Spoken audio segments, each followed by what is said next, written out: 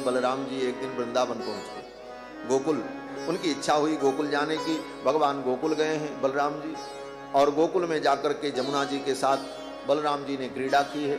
और बलराम जी जब उधर गोकुल गए तो इधर द्वारिका में पौंड्रक ने संदेश भेजा, द्वारिकाधीश कृष्ण तुम भगवान नहीं हो, असली भगवान मैं हूं। भगवान के समय में इस पृथ्वी पर नकली भगवान अपने आप को भगवान घोषित कर रहे थे। उस पौंड्रक नाम के राजा ने कहा मैं भगवान वासुदेव हूं, और ये जो तुम चक्र धारण करते हो ये चक्र धारण करना छोड़ दो, असली भगवान मैं हूं। आज भी ऐसे नकली भगवान बहुत घूम रहे हमारे, और जितने नकली भगवान हैं उनकी स्थिति बड़ी भयानक। एक नकली भगवान तो अभी कुछ दिन से पूजित हो रहे हैं और उनके अनुयायी तो अब उपद्रव पर उतर चुके हैं। स्वामी नारायण संप्रदाय जिसको लोग कहते हैं, उस घनश्याम पांडे नाम के व्यक्ति को भगवान घोषित कर दिया, और पुराणों के वचनों की अवहेलना करके, पुराण के श्लोकों का अपार्थ करके जबरदस्ती उसको भगवान सिद्ध करने का प्रयास किया, और उनके अनुयायी स्वामी नारायण को भगवान घोषित किया। और अब तो इतना अनर्थ हो चुका है कि स्वामी नारायण की मूर्ति बनाकर उसके नीचे ब्रह्मा को, विष्णु को, शंकर को हाथ जोड़े दिखाया जाता है कि स्वामी नारायण ही परब्रह्म है, ये ब्रह्मा शंकर सब उनके दास हैं। ये भयानक स्थिति।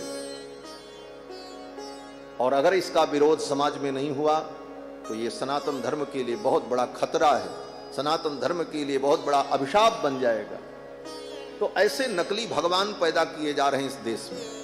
स्वामी नारायण जैसे व्यक्ति को भगवान बना दिया उनके अनुयायी। और स्वामी नारायण जिसका नाम घनश्याम पांडे था, बस्ती जनपद का, उत्तर प्रदेश, गुजरात में उसकी पूजा हुई। और वैसे भी गुजरात में पाखंडियों की अधिक पूजा हो जाती है।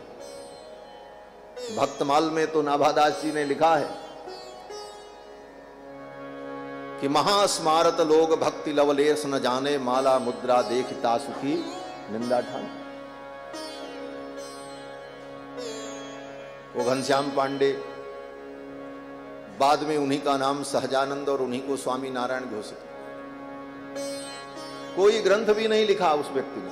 एक शिक्षापत्री नाम का ग्रंथ उनके नाम पर लोग प्रचारित करते हैं, लेकिन वह भी सतानंद नाम के एक ब्राह्मण के द्वारा लिखाया हुआ 256 श्लोकों का अनुष्टुप छंद का ग्रंथ। और उसी शिक्षापत्री के नाम पर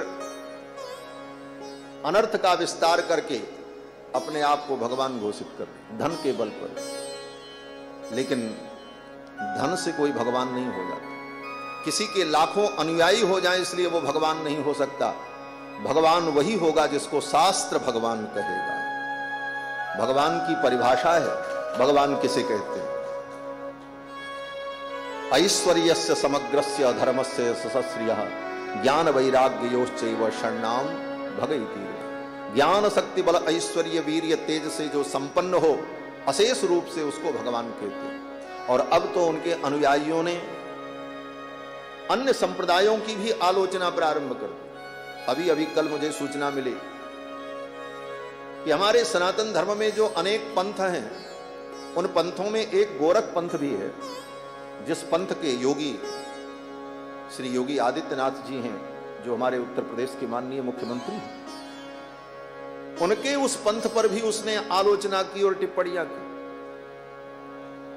और भी जितने सनातनी परंपरा के संप्रदाय हैं, उन संप्रदायों पर भी आलोचना और टिप्पणी की, और ये सिद्ध करने का प्रयास करते हैं कि हमारा ही मत सर्वश्रेष्ठ है और हमारे स्वामी नारायण ही सबसे बड़े भगवान हैं।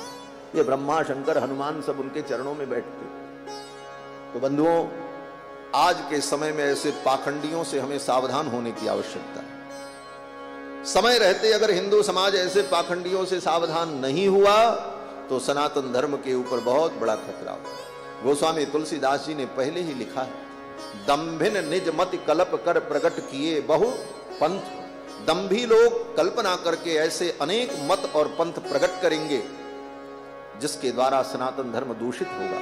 तो ऐसे दंभियों से, स्वामी नारायण के इन पाखंडियों से व्यक्ति को दूर रहने की आवश्यकता है। मैं बहुत सत्य कह रहा हूं और बहुत कटु सत्य कह रहा हूं, और इससे भी ज्यादा जानना हो तो आप एक पुस्तक पढ़ लेना, परमार्थ प्रकाश।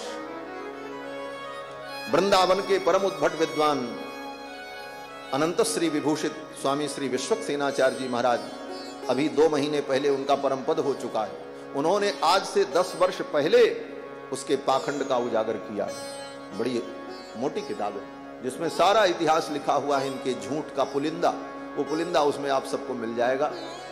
तो कहने का मतलब, ये प्रसंग आ गया इसलिए मैंने कहा कि भगवान कृष्ण के समय में भी ऐसे नकली भगवान, वो पौंड्रक अपने आप को कहता था मैं भगवान हूं,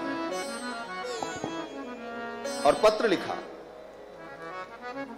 द्वारिकाधीश को कि तुम अपने को भगवान कहना छोड़ दो, ये चक्र धारण करना छोड़ दो। भगवान ने कहा अब तो पानी सिर से ऊपर हो गया।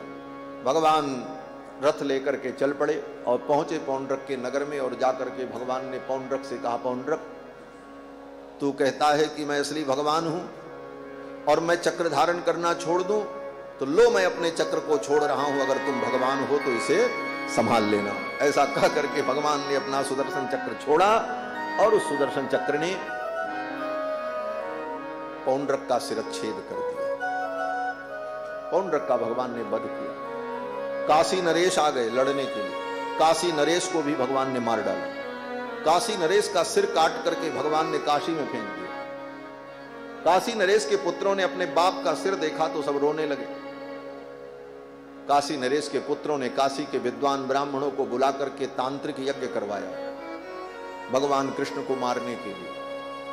तंत्र विद्या का प्रयोग, एक कृत्या प्रकट हुई, वो कृत्या द्वारिका के लिए चल पड़ी। भगवान कृष्ण के ऊपर कृत्या को भेजा, कृत्या चली, लेकिन भगवान का सुदर्शन चक्र प्रकट हो गया और भगवान के सुदर्शन चक्र ने कृत्या को भस्म कर दिया।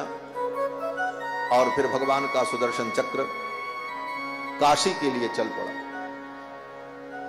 जब काशी के लिए भगवान का सुदर्शन चक्र चल पड़ा तो काशी में विराजमान भगवान भूत भावन शशांक शेखर कपालमाली भगवान शिव ने पार्वती से कहा, देवी चलो यहां से।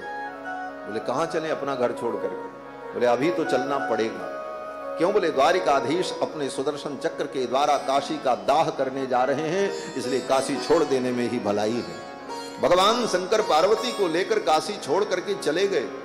निन्ने बन्ने व काशी दवसिख जटिल ज्योतिषा ये न दाहं कृत्या वृत्या विलिल्ले सलभ सुलभया यत्र चित्र प्रभावे रुद्रोप्यद्रेर दुहित्रा गिरि गहन गुहा यद भयादभ्ययासी। भगवान शंकर पार्वती को लेकर काशी छोड़ करके चले गए। काशी को भगवान ने अपने सुदर्शन चक्र से दग्ध कर दिया, जला दिया। दग्धा वाराणसीम सर्वाम विष्णोश्चक्रम सुदर्शनम। भगवान के सुदर्शन चक्र ने, चक्रराज ने संपूर्ण काशी को जला करके भस्म कर दिया।